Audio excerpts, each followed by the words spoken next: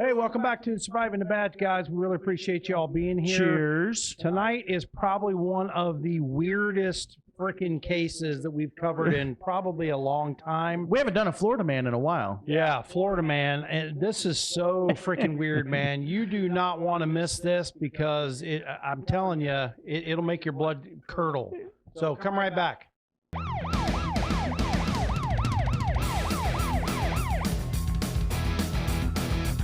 Let's get rolling here. Before we get to the actual meat of the show, we want to thank our partners that we just partnered up with, Warrior and Me Charity. They're a nonprofit charity helping folks with cancer on adventures that they wouldn't be able to go, such as Disney World or SeaWorld or stuff like that. Totally free to the recipient. They take them on these adventures so they don't have to worry about their bills or hospital bills and everything else while they're on the adventures. Yeah, that's good shit, man. It is an amazing charity. We partnered with them. Link down below. You can send in some money. 50% of every dime that we get, every penny that we get goes to Warrior Me Charity. The rest of it goes to Beer Moment, equipment, and everything for the show. Ammo. Well, ammo, yeah, whatever. So thank you, Warrior Me Charity. Their link is down below. All right. Man, this is a weird You case, sent me this the other day, and I'm like, oh, my God, dude. A weird-ass case. Okay, so on June 15th of this year, June 15th. A couple weeks ago. Just, yeah, like a week and a half ago. Yeah. The Pasco County Sheriff's Office announced that Rory Atwood, 25 years of age, you see his picture here, of Hudson, was arrested on murder charge after human remains were found on his property. Oh, it gets better. Now, weren't you tell? Well, I don't want to spoil better. it. Yeah, Just hold on. I don't want to spoil it. It doesn't get better, but the story gets weirder. Deputies were searching for a missing family of four: Philip Zilliot, Rain Mancini, and their two children: 5-year-old Philip Zilliot III, 6-year-old Karma Zilliot. The family were said to be at Atwood's previous roommates. So they used to live with this guy. They were roommates. Yeah. The woman who called the sheriff's office told deputies that Atwood contacted her brother on a video call to help him burn some trash. Burn some trash. Okay. Hey, can you come over here and help me burn some trash? The affiant said that the caller's brother noticed a pool of blood and bodies of adults and children throughout the video call. So he saw this on the FaceTime call in the background. So he's like, hey, bro, can you help me with? And there's dead bodies in the back. Dead bodies and blood all over. Yeah, not the sharpest marble in the drawer. Honestly, I'm sorry. I don't mean to laugh. We're not making fun of this terrible tragedy. We're making fun of the idiot that did this. Yeah, and if you guys are not in law enforcement or corrections or EMTs or anything, you might not understand dark humor. Gallows humor. It's a gallows humor. It's a coping mechanism. So I apologize for. Instead of us crying or being upset, we make a little joke about it. That's how we deal with it. You learn to do that through law enforcement. Yeah. All right. So, excuse me. On June 14th, the sheriff's office got another call from a man who said Atwood admitted to killing the couple and their children. So now, the plot thickens, and I'm sure the deputies are like, holy shit, man, what the heck's going on here? So deputies followed up on the call and spoke with Atwood, who said the family had not returned. He also said the family had taken their belongings out of the home 2 weeks earlier after Atwood kicked them out for not paying their rent. All right, so hey, let's do a beer, not a beer moment, but a moment here before we get into the meat and potatoes of everything. Okay, yeah, because it's getting ready to get ugly. So this week we are drinking Bowman Brothers small batch straight bourbon whiskey. I love me some bourbon. LT. Yeah, we are bourbon freaks. This is out of Virginia. It's a small batch. It's really good. Before we went on, we were talking about how it does have a little bit of a bite. It does have a bite. It's not super smooth, like super smooth, but it's a nice bite. It's like a hey, I know you're here kind of bite. It's a bourbon bite. Yeah. You know what I'm saying? Yeah. It's but the taste, man. God dang. I'm enjoying it. I give that a.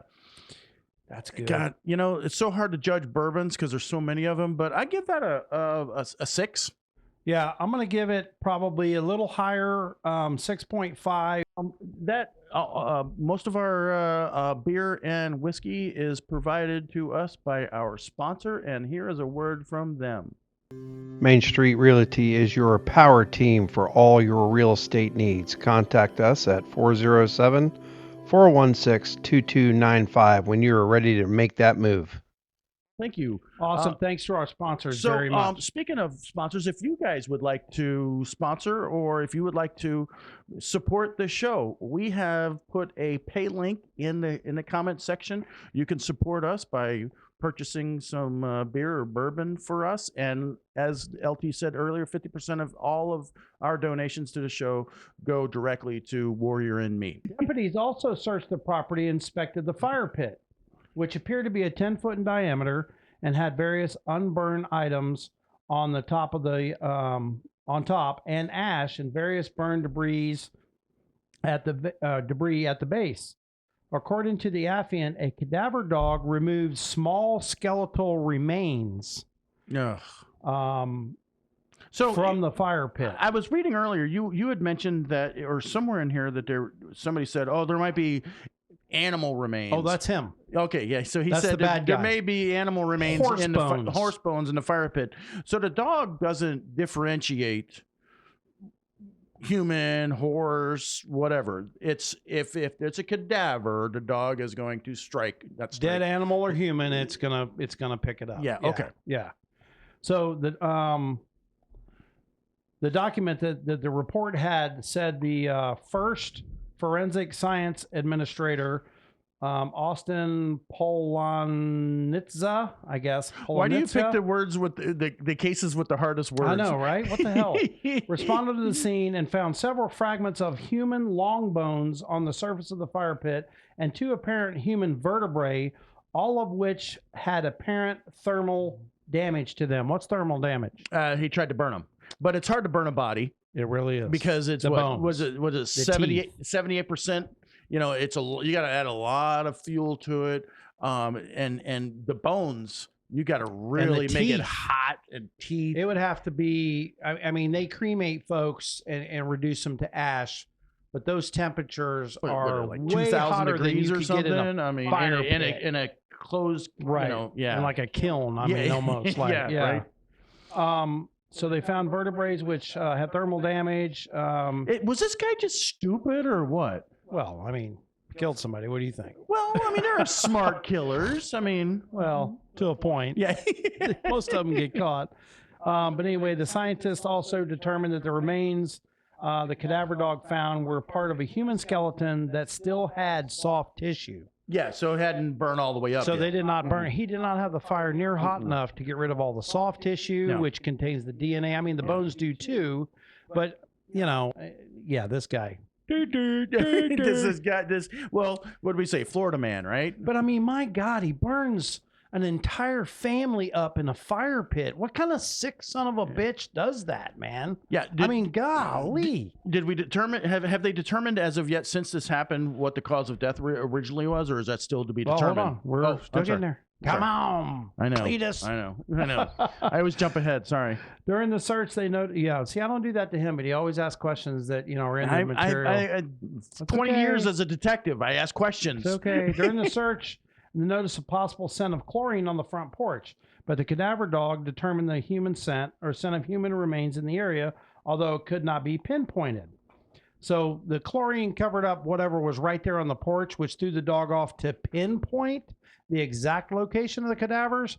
But the dog still knew there's a cadaver here somewhere, and I'm just going to keep sniffing. Yeah, it's hard to clean everything up. What I do in my classroom when we use luminol, I know it's a little different, but we use luminol, and I put it in two different sections. I have synthetic blood that I'll have one of my reacts to luminol. Yeah. One of my students just over here and clean it up with water and a towel, and then I'll have another section over here where we use an actual high strength cleaner and clean it up. Inevitably, every single time, there's still some left when we clean it up with a chemical. It moves, it splatters, it sprays. It. I mean, you can't get it all up. Yeah, I mean, unless you went through your entire house with a pressure washer full of freaking bleach, and you could pressure wash inside your entire home. Yeah, and there would still be shit under the baseboards and everywhere else where it splattered and it ran. Yeah. Yeah, it's You can't get rid of all of it. It's a moot point Yeah, to it do is. that. Why do you think the mafia used to put them in plastic sheets? Yeah. Kill Or, them or over in a barrels plastic and sheet. stuff. Yeah, or over a bathtub, Mhm. and then rinse everything down the drain. Yeah. I mean, all they had to do is pull the P-trap out, and they could find all the parts. But that's why they did it, so the shit wasn't in the carpet and the floor and everything else. All right. Should I tell everybody how to get away with murder? No, you so should what not. I was thinking is No, what you should not. Okay, fine. During a search, they pop. Sorry. God damn. This is This is surviving what you the do. badge, not surviving murder. Atwood told a detective he might find horse bones on his property and asked how fast human flesh would decompose. He asked the cops this. Suggested bodies wouldn't decompose in a day. Right? No, they wouldn't. Dude, this guy has to have the IQ of a bowling ball. You know the spray cans, the paint spray cans, and it go cling, cling, cling. That's this guy's brain. Yeah, He goes shaker like this. can. Yeah, Yeah. He's got a marble rolling around up there. Go smoke another meth pipe there, bud. Oh my gosh. Another man who was best friends with Atwood is our suspect, and Philip Zilliot, which is one of the victims, said he got a FaceTime call from Atwood at about 2 a.m. in the morning. In the call, Atwood admitted to killing Philip Zilliot and Mancini during an argument on the porch. Okay. Didn't say anything about the kids to this guy, but he said the man and woman. Right. On Saturday, June 15th, detectives interviewed Atwood again, who initially denied involvement in the victim's death. However, detectives said he eventually admitted that the bodies of the entire Zilliot family were burned in the fire pit. Yeah. When you first told me this case, and you had said, yeah, the fire pit was still smoldering. Yeah. Dude, when they went out there. Dude, I had to read it like twice going, what? He freaking burned a family, an entire freaking family, babies, in a fire pit. Yeah, horrible. I mean, my person. God. So it says that he claimed he was attacked by a knife wielding Philip Zilliot II, while Mancini threatened his daughter with a knife. He said they had a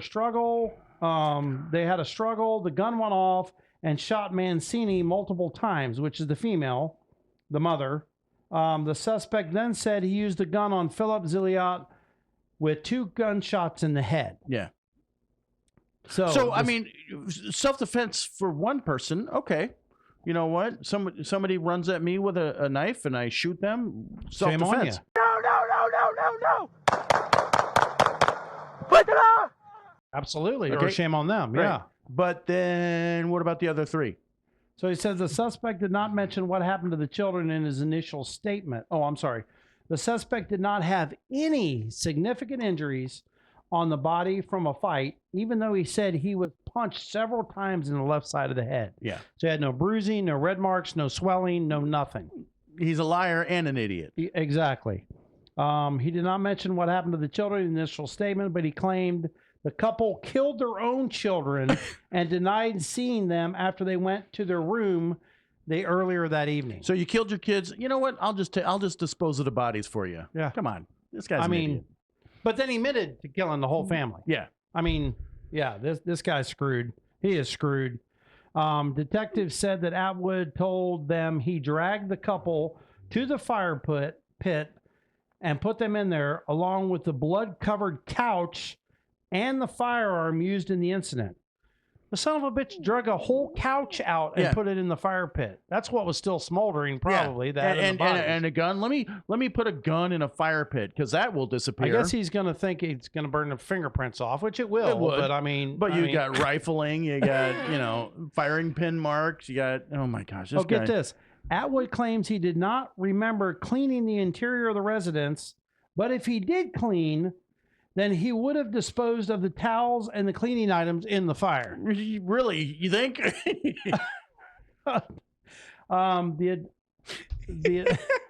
The identities of the remains found in the fire pit have not been officially released as detectives await results from the ME, the medical examiner. I just feel so sorry for the fellow family of these victims, because Oh my God, it's terrible. because was there any motive? No, It sounds like to me they just got in a got damn an argument. Yeah, I wonder if there was any drug or alcohol involved. And he probably killed the two parents first, Mhm. and the kids witnessed it. Yep. So then he said, well, they're old enough to talk. I I'm gotta in for kill them two too. already. I mean, my God, man. Yeah. So Jeez. they, as of Monday morning, the detectives were still sifting through the ashes of the fire pit, obviously for more evidence, you know, the remains of the children and the family members, because they have to pull DNA, they've got to match it. I mean, it's a long process to do all this. I've been in some ugly scenes, but I can't imagine. Oh, I can't. A burning of 4 people in whole a family, a fire pit. God, God about bless a the mess. members Oh of my this God. family that are still with us. I cannot imagine the pain you were going through. I just cannot even imagine what you're going through, thinking of your family being killed and then burned in a fire pit. I just can't even imagine. Yeah. It's terrible. And it sounds I'm like we're so making sorry. fun, and we aren't. We're just Prayers yeah. to all those family members. I mean, my God, this is terrible. It's so senseless. He was charged with at least 1 count of first-degree murder, but other charges could be pending. Not could be, they will be pending. Yeah, absolutely. As the investigation continues. Because So they'll identify all 4 of them. they will. Yeah. And this story is still going on, guys. So let us know what you think down in the comments. If you think that that's what happened, that it was probably an argument and then they got into a little bit of a scuffle and he killed the 2 parents and then he said, kids are witnesses, I killed them. Or if you think something else, or if you have some inside information into this entire thing. Definitely let us know. Yeah, and you want to throw it out there in the comments or send us an email, retiredcopsrule@gmail.com. We'd love to hear from you. I mean, we love the comments. Most of them. Yeah, if you want, next week we're going to be presenting an episode that was suggested by a viewer. So if you want us to cover, and we've done this before. If you want us to cover any episode, if you want us to look into any case, you know, I'd love for us to work a cold case. If you want any of that, Retired Cops Rule, or in the comments, and I mean we get a crap ton of comments. We may miss something, so it's probably easier. retiredcopsrule@gmail. .com. That's our email. Send it to us. We can't thank everybody enough, guys. Our membership, not membership, our subscriber base. I say it over and over again. I remember just like a month and a half ago, or whatever, we were begging for 500 subscribers. Guys, we are almost up to 18,000 subscribers thanks to you. And we have millions and millions of views on our shorts and our long form videos. The channel has taken off and it's all because of you. And we really appreciate each and every one of you. We really do. We couldn't make it happen without you. Thank you guys. Appreciate it. And just remember, at Surviving the Badge, we still got your 6. salute. Be safe out there.